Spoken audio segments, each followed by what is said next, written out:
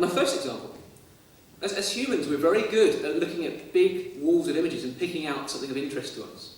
Now, we're used to finding that single face out of the 10,000 in the crowd. And so, when it comes to displaying images, there's so many interesting ways of doing it. The example that I'm using here is something called Tag Galaxy. So I will type in a tag. Let's type in Taunton. I can spell it now. Try again.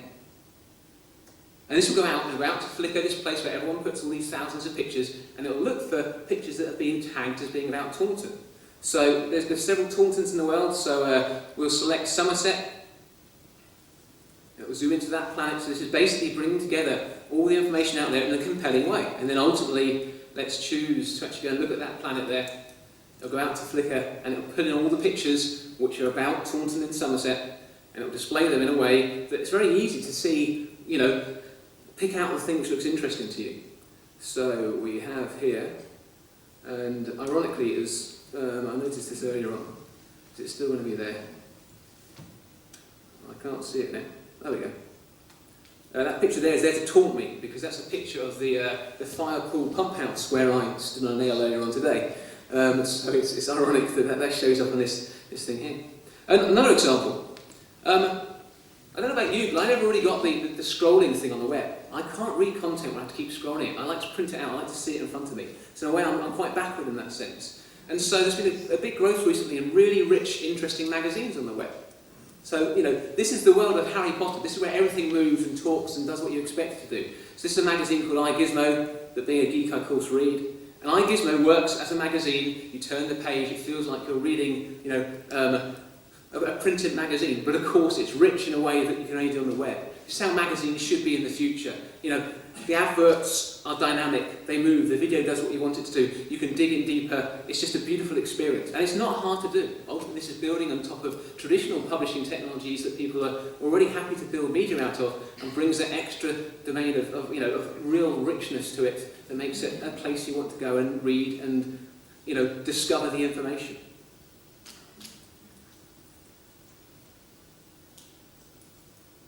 We then move on to this idea of the social side of the web. So we've heard a lot about social media. And again, this is the big, huge change which is driving all this stuff.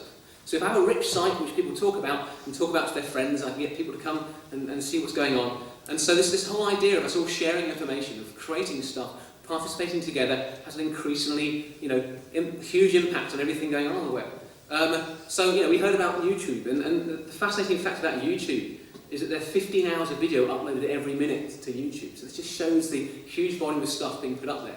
We also heard that it's not all high quality. Of course, my videos on YouTube are particularly high quality, but there's this big mix out there. But the point is, again, this is about the me experience. There's all sorts of things which different people are interested in that you can appeal to. Wikipedia asks the interesting question of why do people put things on Wikipedia? You always have to ask yourself, why do people contribute to the web? In some cases it's because they make money out of it, in some cases it's because they can share things with their friends. When it comes to Wikipedia, I consider it's because they want to show themselves smarter than everyone else. So it's this whole model of think about why people do stuff. Facebook is huge. Facebook's biggest problem is it's so huge, it's costing them so much in hardware to keep it all running, that it's eating into their money. But here's an interesting thing. Facebook might have started off with these Generation Y folk I was talking about, but the biggest growth now is outside of that age range. So if you look here, in March in the US, the over 35 membership of Facebook doubled. So again, we're seeing this influence which says maybe it starts off with a certain group of people using this, but as a social centre of gravity, Facebook has now got so big that people from all different backgrounds, all different ages, are using it as their principal form of communication.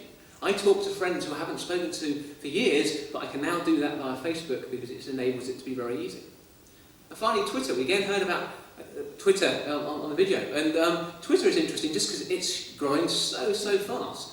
So again, if you look at the graph there, you can see Twitter, doubled in March and just keeps going and bigger and bigger and bigger. In part, it's because of the fact there's lots of celebrities on there. So, Oprah Winfrey famously joined Twitter about a month ago, and now she's got over 1 million people following her on Twitter. Twitter's this interesting thing, which is I can talk, it's a one-sided relationship, which makes it very good to broadcast stuff. People can listen to interesting things you're saying and make decisions based off of that. There are people like Dell on Twitter who are driving very special deals. They'll say, here's a deal for the next hour. And only the people who follow them on Twitter get to see that deal and take advantage of it.